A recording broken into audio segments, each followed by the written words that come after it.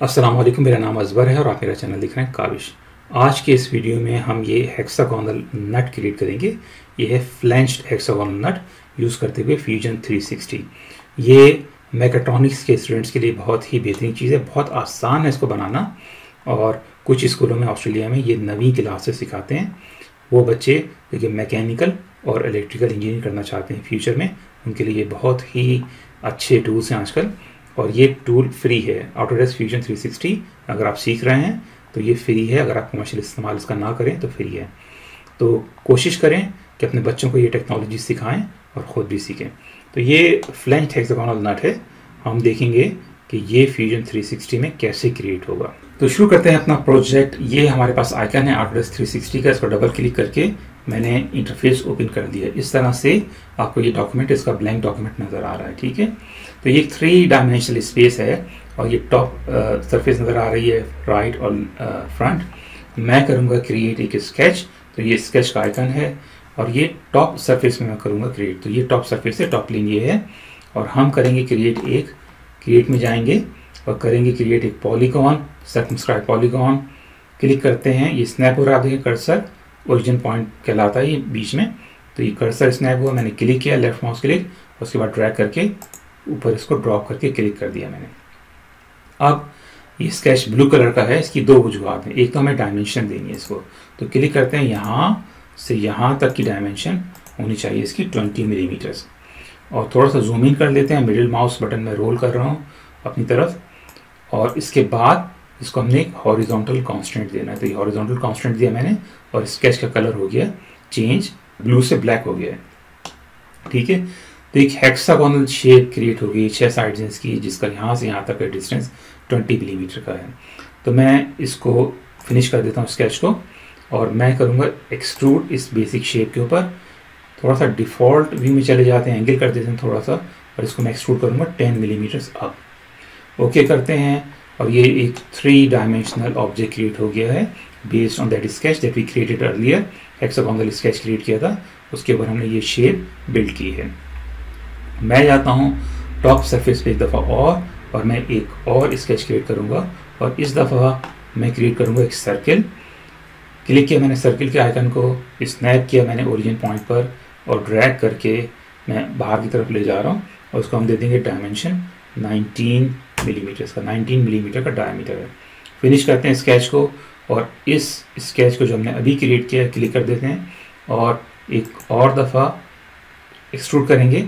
और इस दफ़ा एक्सट्रूड करेंगे -10 मिलीमीटर्स। -10 मिलीमीटर्स होना चाहिए दूसरी तरफ। और इसको एंगल देंगे 45 डिग्रीज़ का। और उसके बाद कट के बजाय, ऑपरेशन कट के बजाय ऑपरेशन होगा इंटरसेक्ट।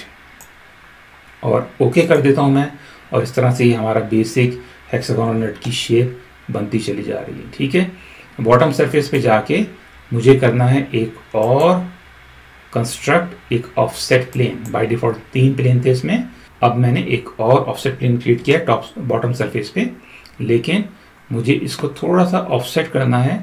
तो इसको मैं -2 ऑफसेट कर देता हूँ। ठीक है, तो आप देख रहे हैं कि ये प्लेन यहाँ पे क्रिएट हो गया और ये बॉटम सरफेस से -2 मिलीमीटर डायरेक्शन में अपवर्ड है। ठीक है, तो मैं करूँगा सेलेक्ट एक दफ़ा और स्केच को, और ये स्केच हम बनाएंगे इस नए प्लेन के ऊपर जो मैंने अभी क्रिएट किया। तो ये स्केच मौजूद है और ये यहाँ पे ये हाइड हुआ हुआ है। ठीक है, ये नज़र आ रहा है। ठीक है, एक और सर्किल क्रिएट कर लेंगे। क्लिक किया मैंने सेंटर में और इसका डायमीटर होना चाहिए 20। तो यहाँ पे ये डायमीटर आ गया। ठीक है, क्लिक कर दिया मैंने। फिनिश करते हैं स्केच को और एक और स्केच क्रिएट हो गया। तो मैं करूँगा एक्सट्रूड इस सरफेस को एक दफ़ा और 2 मिलीमीटर का अगेन डिस्टेंस, बहुत 200 हो गया है।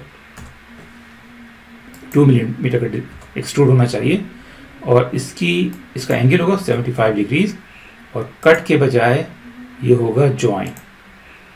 ओके करते हैं तो एक फ्लेंज्ड हेक्सागोनल नट की शेप क्रिएट हो गई है। और इस बॉटम सरफेस को थोड़ा सा एक्सट्रूड कर देते हैं 1 मिलीमीटर करीब। एक्सट्रूड करते हैं 1 मिलीमीटर।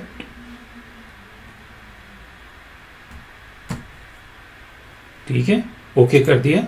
अब इसके बाद हमें टॉप सरफेस पे एक होल क्रिएट करना है नट के लिए। ठीक है, तो मैं क्लिक करता हूँ सरफेस को और मैं जाऊंगा क्रिएट और क्रिएट अ होल, और एक होल, इस होल को ड्रैग करेंगे सेंटर में, ठीक है। ये स्नैप हो जाता है सेंटर में। अब यहाँ पे ये डिस्टेंस 9 मिलीमीटर का है, मैं यहाँ से यहाँ तक का डिस्टेंस इसको मैं 12 कर देता हूँ, 12 मिलीमीटर। इसके बाद ये हम एक होल कर रहे हैं टॉप सरफेस से, ठीक है, यहाँ से शुरू कर रहे हैं और कहाँ तक जाएंगे हम जाएंगे बॉटम की सरफेस तक, और उसके बाद हमारा होल टाइप होगा काउंटर सिंक, होल टैप होगा टैप, और ड्रिल पॉइंट होगा हमारा एंगल, थ्रेड ऑफसेट होगा ऑफसेट, और ड्रिल पॉइंट एंगल, ठीक है। इसके अलावा इसमें मॉडल को आपने क्लिक करना नहीं भूलना, ठीक है। अदरवाइज ये जो इसके थ्रेड्स बन रहे हैं ये सिर्फ डायग्राम पे नज़र आएंगे, एक्चुअल में क्रिएट नहीं होंगे। ओके कर देते हैं, और ये हमारे पास एक बेसिक हेक्सागोनल नट की फ्लैंज्ड हेक्सागोनल नट की शेप क्रिएट हो गई है, एक ऑब्जेक्ट क्रिएट हो गया, ठीक है। अब इसको थोड़ा सा और इम्प्रूव कर लेते हैं, क्लिक करते हैं बॉटम सरफेस पर और एक और स्केच क्रिएट कर लेते हैं इस पर, और वो करेंगे हम क्रिएट सर्किल। क्लिक करता हूँ मैं ओरिजिन पॉइंट पे, ड्रैग करता हूँ बाहर की तरफ, और इसको मैं दे देता हूँ 14 मिलीमीटर का डायमीटर, बल्कि इसको कर देते हैं 16 मिलीमीटर का, ठीक है। फिनिश कर दिया स्केच को, क्लिक किया, सेलेक्ट किया स्केच को मैंने, और एक एक्सट्रूड और -2 डायरेक्शन में एक दफ़ा और -2, और इसको कर देते हैं ओके। और ये हमारे पास एक बेहतरीन खूबसूरत सा फ्लैंज्ड हेक्सागोनल नट बन गया है। तो एज सिंपल एज दैट, बहुत ही आसान चीज़ें हैं ये, और हमें चाहिए कि नई टेक्नोलॉजी सीखें। मिलते हैं अगले वीडियो में। अल्लाह हाफिज़।